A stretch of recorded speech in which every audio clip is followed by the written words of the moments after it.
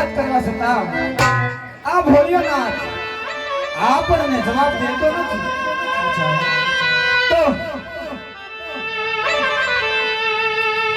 ધરો તમારો આગળ પેલા તમારા ધરતી મસ્તક જુદા કરી અને પછી હું મારા ધરતી મસ્તક જુદા કરી નાખું અને આ કમળ પૂજા કરવી છે. મહાદેવ મારું મંદિર ગોદાડો કરવાની કાંઈ જરૂર નથી. આપ કહો તમે કોણ છો?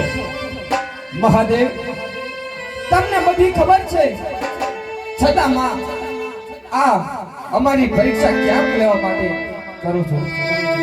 અમે મૃત્યુ લોકના માનવી છીએ. તમારી પાસે પુત્રનું વરદાન લેવા આવ્યા છીએ. માટે અમારું દુઃખ ભાંગે એવું અમને વરદાન આપો. તમારા ચરણ અને દેવોને તમારા ભાગ્યમાં સંતાન સુખ છે જ નહીં.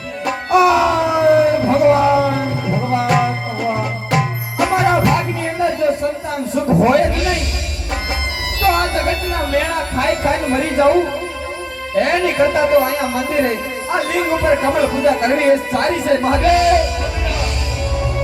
મારું મંદિર ગોદાડો કરવાની કાંઈ જરૂરત નથી. જાઓ પાતાળમાં જાઓ.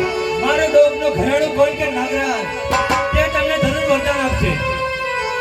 વાહ મહાદેવ વાહ તમારો જય હો.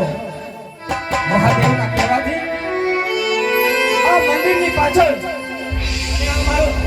મારું દેવળ છે. દેવળની પાછળ એક ભોયરું છે. ભોયરાની અંદર જજો એટલે તરત પોતામાં પહોંચી જશે. વાહ મહાદેવ વાહ કાંઈ વાંધો નહીં.